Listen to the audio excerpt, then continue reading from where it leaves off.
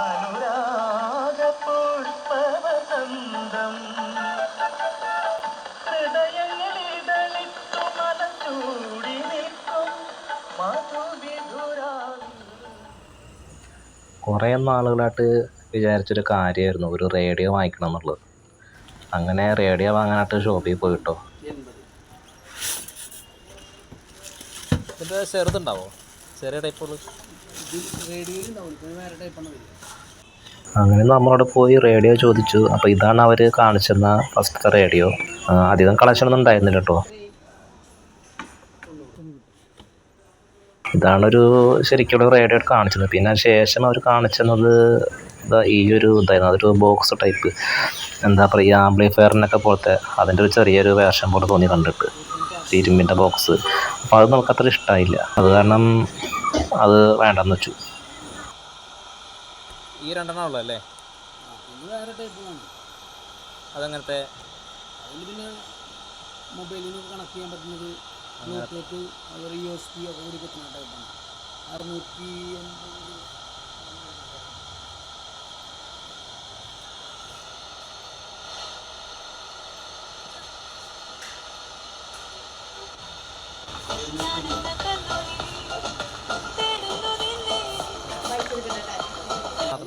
പിന്നെ ശേഷം വേറെ ഒരെണ്ണം കൂടി കാണിച്ചിരുന്നത് ഇത്.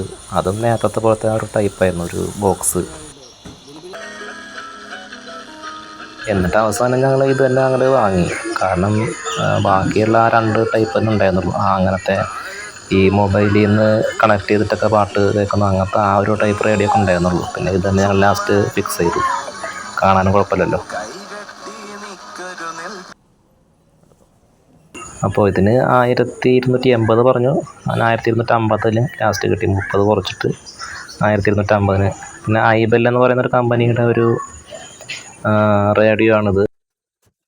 സത്യം പറഞ്ഞാലൊക്കെ കടയിൽ വെച്ച് കാണുമ്പോൾ അത്ര ഒരു പിടുത്തമുണ്ട്. പക്ഷെ വീട്ടിൽ ഒന്ന് ശരിക്കും നോക്കിയപ്പോൾ എന്താ പറയുക, ഒരു ശരിക്കും നമ്മൾ ചെറുപ്പത്തിൽ കണ്ടിട്ടുള്ള ആ പണ്ട് കാലത്തുള്ള ആ ഒരു റേഡിയോ ഉണ്ടല്ലോ, അതിൻ്റെ ആ ഒരു ശരിക്കും ആ ഒരു ഷേപ്പും ആ ഒരു മോഡലൊക്കെ, പ്രത്യേകിച്ച് ഇതിൻ്റെ ആ ഒരു ഈ ചാനൽ കാണുന്ന ആ ഒരു മീറ്ററിൻ്റെ ഭാഗം, പിന്നെ അതിൻ്റെ ആ സ്പീക്കറിൻ്റെ ആ സൈഡ്, മൊത്തത്തിൽ പിടുത്തവും ശരിക്കും ആ പഴയ കാലത്തുള്ളൊരു റേഡിയോയുടെ പോലെ തോന്നി.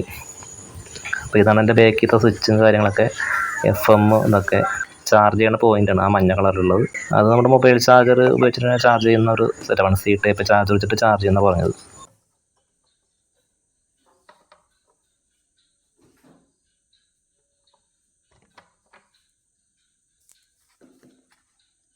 അതാ വാറൻറ്റി കാർഡൊക്കെ ഉണ്ട് കേട്ടോ. പിന്നെ ഇതിൻ്റെ ഒരു പ്രത്യേകത എന്താ വെച്ചാൽ ഇതിൻ്റെ നമ്മുടെ പണ്ടത്തെ റേഡിയോ എന്ന് പറയുമ്പോൾ ശരിക്കും ഒരു സ്വിച്ച് ഓൺ ഓഫ് എന്നിട്ടുണ്ടാവും.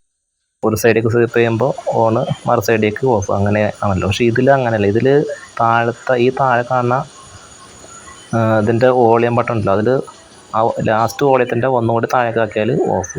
അങ്ങനെയാണ് ഇതിൻ്റെ ഒരു ഓൺ ഓഫ് സിസ്റ്റം.